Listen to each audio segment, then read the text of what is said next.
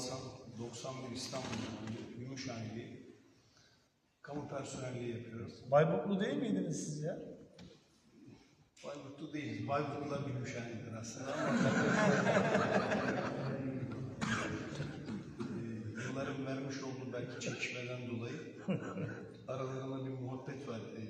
89 yılında galiba bunlar il olurken sınırı çizmişler. Sınırın bir kısmı Gümüşhane'de, bir kısmı da Bayburt'ta kalmış. O sırada da işte nüfustaki, tapudaki işlerini halletmeye giden Gümüşhanelilere Bayburtlular işte nüfus nerede, tarım müdürlüğü nerede gibi bir soru sorunca ya kardeşim demiş, koca Bayburt demiş, Araki bulasan şimdi.